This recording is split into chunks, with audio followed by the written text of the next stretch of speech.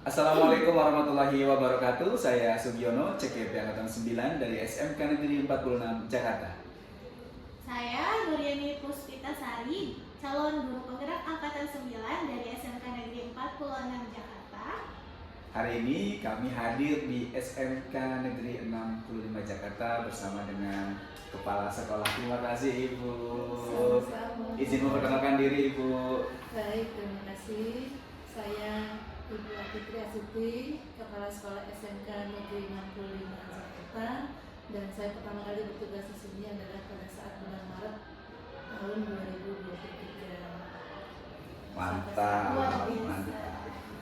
Terima kasih Ibu atas waktunya. Kami dari CKP Angkatan 9 memang salah satu penugasan modul 3.1 adalah melakukan wawancara terkait dengan pengambilan keputusan kepada kepala sekolah di sekitar sekolahan kita.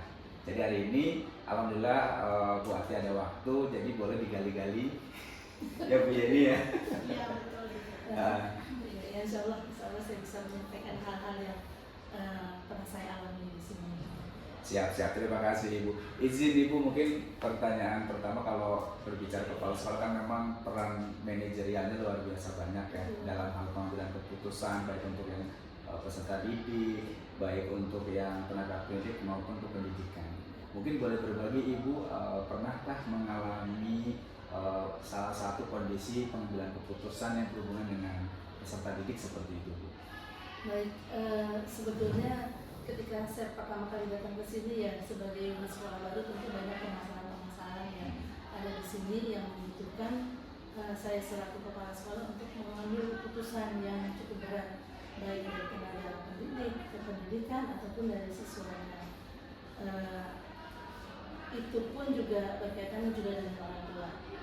Untuk yang berkaitan dengan pendidiknya tadi ya, dengan pendidik, banyak hal yang saya alami. Salah satunya contohnya pada saat di beberapa bulan saya berada di sini, ternyata sebelumnya ada kasus dari siswa dan bukan hanya 1-2 orang, ya beberapa itu yang sudah dilakukan pemanggilan orang tua karena banyak hal yang mereka alami, misalnya mereka tidak masuk, kemudian bolos.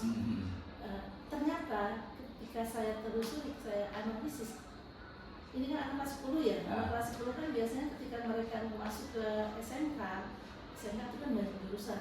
Nah itu ternyata visionnya bukan di situ. Ini kebetulan anak FPL, anak FPL ini IT banget gitu kan. Ketika mereka mengikuti pelajaran, berat buat mereka. Akhirnya menyebabkan mereka itu yang males lah, kemudian yang sering bolos, kemudian tidak mengerjakan tugas.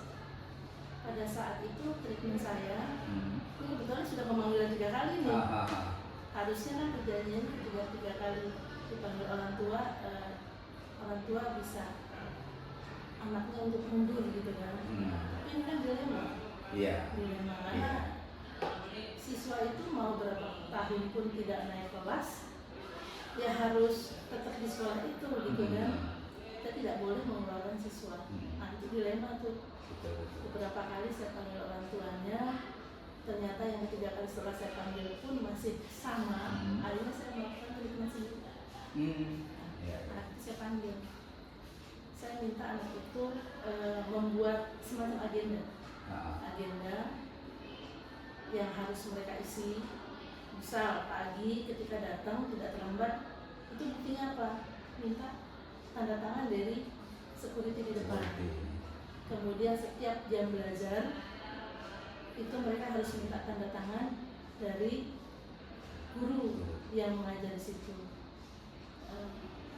Itu saya pantau, betul-betul saya pantau. Saya juga meminta bantuan dari timnya, tim itu ya manajemen, kemudian kepala kompetensinya, juga gurunya untuk kita mengawasi. Selama beberapa bulan itu kami awasi, dan alhamdulillah saat ini anak tersebut tidak lagi males. Itu sebetulnya pengalaman yang luar biasa ya.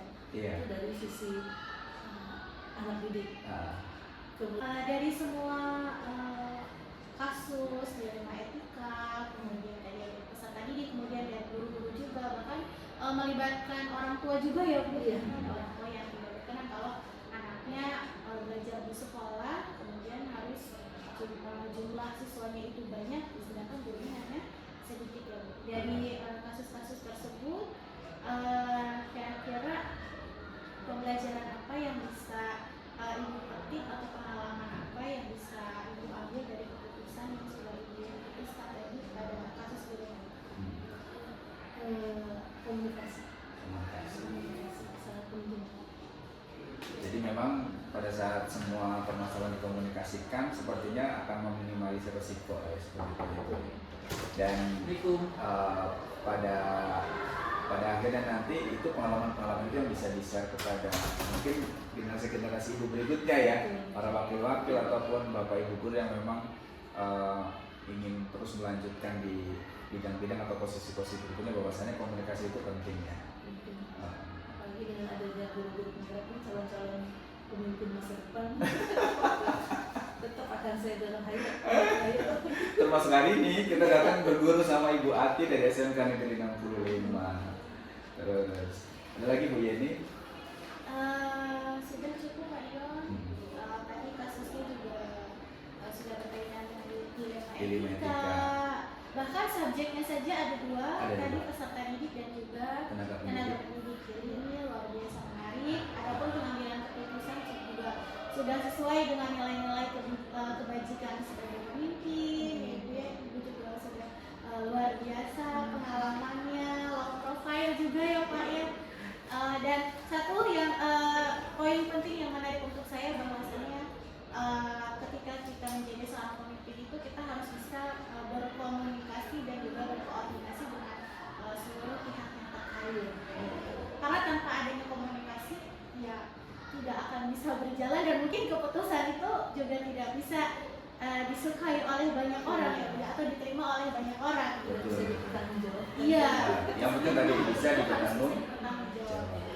Dan sejauh ini memang segala keputusan diambil adalah untuk peserta didik, artinya adalah benar-benar menjadi ukuran utamanya adalah ini baik untuk peserta didik, begitu ya Bu ya. Baik, saya Sugiono dari SMK Negeri 46 Jakarta CGP Angkatan 9 dan rekan saya Nuryani Puspitasari, CGP Angkatan 9 dari SMK Negeri 46 Jakarta. Terima kasih sekali lagi kepada SMK Negeri 65 Jakarta, khususnya Ibu Ati. Terima kasih. Assalamualaikum warahmatullahi wabarakatuh. Salam guru penggerak. Tergerak, Bergerak, menggerakkan. Assalamualaikum warahmatullahi wabarakatuh. Waalaikumsalam warahmatullahi wabarakatuh. Salam sehat dan bahagia untuk semuanya. Pada kesempatan kali ini kita akan melakukan praktek demonstrasi kontekstual pengambilan keputusan berbasis nilai-nilai kebajikan sebagai pemimpin. Hari ini saya Nuryani Puspitasari, CGP Angkatan 9 dari SMK Negeri 46 Jakarta, dan juga rekan saya Sugiono, CGP Angkatan 9 dari SMK Negeri 46 Jakarta. Ya, hari ini kita akan mewawancarai Wakil Kepala Sekolah Bidang Sarana dan Prasarana di SMK Negeri 46 Jakarta. Selamat siang Ibu. Mohon izin menyapa dulu Ibu. Salam sehat untuk semuanya. Saya Ibu Tati dari Wakil Satgas SMK Negeri 46 Jakarta. Semoga semuanya sehat-sehat selalu. Amin. Terima kasih banyak Ibu atas kesediaannya sudah meluangkan waktunya untuk sesi wawancara pada siang hari ini. Ibu apa kabar, sehat? Alhamdulillah sehat. Alhamdulillah. Ibu, yang pertama kami ucapkan terima kasih atas kesediaan Ibu di sela-sela waktu yang padat untuk diwawancara oleh kami. Izin menyampaikan Ibu kan dalam posisi sarpras itu kan posisi yang sangat vital di dalam sekolah ya Bu ya. Apakah Ibu pernah ngalamin atau merasakan dilema dalam pengambilan keputusan gitu ya? Kalau misalkan ada itu, misalkan contohnya apa? Boleh berbagi Ibu? Sambil bercerita, boleh. Kalau di berbagai bidang itu semuanya selalu ada masalah-masalah ya. harus diambil keputusannya. Mungkin bercerita ya, saya selaku bidang Satgas, salah satu tugas pokok dari Satgas itu salah satunya adalah mengkoordinir kegiatan yang berhubungan dengan kebersihan, keindahan, dan kenyamanan di sekolah. Nah, berarti kan ada suatu program yang harus kita buat di bidang Satgas. Salah satunya itu kita harus melakukan pemeliharaan, penanaman, dan perawatan dari taman-taman kita ya. Tadi yang tujuan itu untuk kenyamanan, kemudian kebersihan dan keindahan sekolah. Ada satu sedikit yang mungkin membuat dilema bagi kita. Misalkan ketika kita mau menanam pohon itu kan ada dua ya, ada yang langsung di tanah, ada yang harus mempergunakan pot. Nah, kalau yang di tanah itu mungkin kita akan lebih mudah lagi, lebih mudah kita tinggal memilih tanaman yang sesuai dengan tanah tersebut. Tapi kalau mengenai pot itu kan biasanya ada beberapa unsur yang harus kita perhatikan. Misalkan penanaman menggunakan pot itu kan mungkin ada dua ya, ada pot yang menggunakan pot plastik, ada yang menggunakan mungkin sekarang lebih bagus lagi pakai pot model keramik ya. Nah, keduanya itu memiliki keunggulan dan kekurangannya. Misalkan pot plastik ya mungkin Pak Dion dan Bu Yeni lihat itu memang awet ya, awet. Kemudian mungkin keamanannya juga tidak sulit gitu ya, karena kalaupun ketendang siapapun nggak bakalan langsung pecah, nggak masalah gitu. Harganya pun murah gitu ya. Di satu sisi ada kekurangannya gitu ya. Jadi kita kan mau jaga kebersihan ya. Di pot tersebut kan mudah kotor ya, kalau misalkan kena hujan atau apa langsung mungkin kalau kita taruh di tanah akan kotor itu kelihatan kurang bersih dan indah. Nah, sedangkan kalau yang pot keramik itu jadi kan salah satunya memang kelebihannya itu dengan kalau kita menggunakan pot keramik itu akan dilihat mata enak gitu ya, nyaman, indah, estetika gitu ya. Kemudian itu juga menambah penampilan dari sekolah itu lebih bagus gitu ya, lebih pandang. Tapi di satu sisi itu akan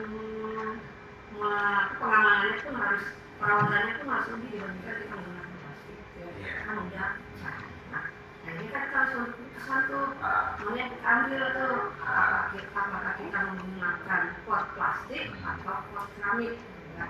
Dengan melihat kekurangan dan kelebihan tersebut itu kadang-kadang kita bingung juga tuh ya mengambil keputusan seperti apa. Pasti pakai kadanannya juga, kemudian keamanannya juga itu dari sisi keamanan dari benda tersebut. Tapi dari pihak kita harus melihat keindahannya juga seperti apa. Sama di RAB-nya ada ya, RAB-nya ada atau enggak, dan tidak boleh melebihi. Misalkan kita fokus untuk membuat keindahan, tapi akhirnya pembelian barang Satgas yang lainnya terabaikan gitu. Nah, itu juga harus diperhatikan.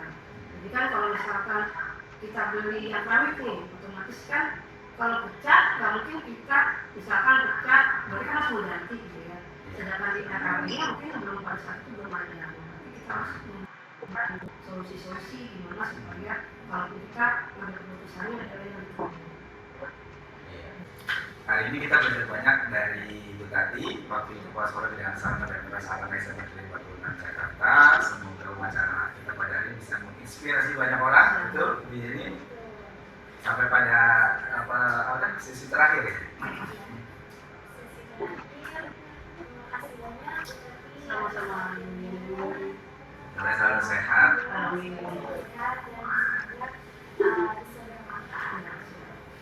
Baik, cukup sekian untuk wawancara dengan Wakil Kepala Sekolah Bidang Sarana dan Prasarana SMA Negeri 46 Jakarta.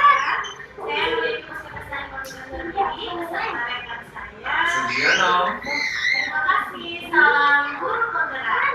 Tergerak, bergerak, menggerakkan.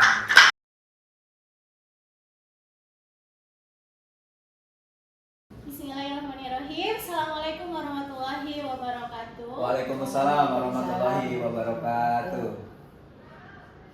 Hari ini kita kita akan melaksanakan praktik demonstrasi kontekstual wawancara dengan Wakil Kepala SMK Negeri 46 Jakarta. Bersama saya, Nuryani Puspitasari, calon guru penggerak angkatan 9 dari SMK Negeri 46 Jakarta. Dan juga rekan saya, Sugiono, CGP Angkatan 9 dari SMK Negeri 46 Jakarta. baik, tentunya di sini sudah ada Wakil Kepala SMK Negeri 46 Jakarta. Bidang kesiswaan, beliau juga mewakili dari Kepala SMK Negeri 46 Jakarta, yang kebetulan pada hari ini tidak hadir karena beliau sedang sakit. Nah, untuk hari ini tentunya kami berdua mengucapkan banyak terima kasih kepada Ibu Cik Noni. Mungkin Ibu Cik boleh menyapa sedikit. Assalamualaikum. Waalaikumsalam warahmatullahi wabarakatuh. Boleh memperkenalkan diri, Bu? Ya, saya Ibu Cik Noni. Dalam hal ini di SMK Negeri 46 sebagai wakil kesiswaan mewakili Ibu Kepala Sekolah SMK Negeri 46 yang pada hari ini beliau tidak bisa hadir dikarenakan sakit. Baik, terima kasih Ibu. Izin Ibu, saya dan rekan saya Bu ini memang akan banyak pertanyaan kepada Ibu nih terkait dengan proses pengambilan keputusan, terutama yang di bidang kesiswaan. Sebetulnya menarik sekali ya, karena siswa ini banyak yang bisa digali terkait dengan pengambilan keputusan. Paradigmanya, prinsip-prinsipnya, gitu. Iya, betul. Kelompok lawan banyak banget, individu lawan kelompok banyak ya Pak. Banyak. Boleh Ibu bercerita kepada kami, sharing-sharing kepada kami, ada nggak sih Ibu ngalamin kasus-kasus terkait dengan kesiswaan ataupun kasus yang lain yang mungkin bisa baru-baru ini atau yang kemarin Ibu jalani atau Ibu lakukan? Di sekolah 46 itu pastilah yang namanya sebuah sekolah pasti ada kasus, pasti ada suatu kejadian. Yang baru-baru ini ada itu adalah di SMK Negeri 46 ini ada banyak prestasi yang bisa diraih oleh peserta didik kita. Di antaranya adalah dua orang sih sebenarnya, dua orang peserta didik SMK Negeri 46 itu dia sebagai anggota Popnas pelajar Pekan Olahraga Pelajar Nasional yang alhamdulillah prestasinya itu betul-betul membanggakan. Dia sudah berapa kali ikut lomba di luar daerah ke Riau, ke Palembang dan mendapatkan prestasi yang banyak, medali-medali emas, piala-piala itu sudah didapatkan oleh peserta didik kita. Ya, kita tahu kalau umpamanya mereka itu ikut lomba kan pasti meninggalkan sekolah. Nah, disinilah pada saat mereka meninggalkan sekolah, tentunya ada dua orang anak ini dia meninggalkan pelajaran. Karena dia meninggalkan pelajaran, pastinya lah ulangan mungkin ada yang tidak ikut. Nah, sehingga hasil nilai rapotnya itu memang kalau kita lihat dari nilai ulangan dan sebagainya, ada saja nilai yang belum terpenuhi. Umpamanya pada saat dia lomba di Riau, lomba di Palembang, di berbagai macam, di Lampung juga pernah ada yang sempat tidak ikut ulangan. Memang di sini dilemanya guru di SMK 46 berarti harus agak sedikit longgar sih sebenarnya. Karena apa? Untuk mendukung prestasi dari peserta didik ini sendiri. Sekarang peserta didik ini sudah menginjak di kelas 12. Sementara memang ada beberapa guru yang mengatakan bahwa ini nilainya belum lengkap, ini nilainya belum lengkap. Nah, disinilah sebenarnya kita bagaimana bisa mendukung anak tersebut untuk tetap berprestasi tapi nilainya tidak tertinggal. Itu sebenarnya yang menjadi kita jangan sampai nilainya itu rendah, tetapi dia punya potensi yang harus dia kembangkan. Nah, itu caranya gimana? Nah, itu yang jadi bahan diskusi dari kami para wakil. Setidaknya jangan sampai mereka membawa nama harum sekolah, tapi nilainya akhirnya rendah. Iya. Tuh. Artinya berarti ini anak ini berprestasi non akademis, tapi secara langsung juga mungkin karena faktor sering meninggalkan sekolah, karena untuk lomba-lomba itu berarti kan nilainya ketinggalan. Nah sekarang gimana nih gitu? Apakah spesial buat anak ini atau mungkin bukan bahasa spesial tapi khusus buat anak ini? Apakah memang diberikan kelonggaran secara pembelajaran sehingga tetap bisa mendapatkan nilai yang bagus atau seperti apa? Itu kan sebuah dilema juga ya. Itu yang dialami oleh bagian kesehatan terutama di Bu Noni ya. Nah saat terjadi seperti itu tuh Bu Noni, kira-kira karena terjadi dilema kayak gitu nih, solusinya yang selama ini Ibu lakukan atau prosedur yang Ibu lakukan sehingga ini menjadi jalan tengah terbaik atau tetap keputusannya berpihak kepadamu itu sejauh ini bagaimana? Sebenarnya sekolah itu kan prestasi itu tidak hanya dari akademik saja. Kalau seandainya dia bisa mengembangkan di non akademiknya, itu juga kita para guru juga harus mendukung untuk pengembangan secara optimal peserta didik itu.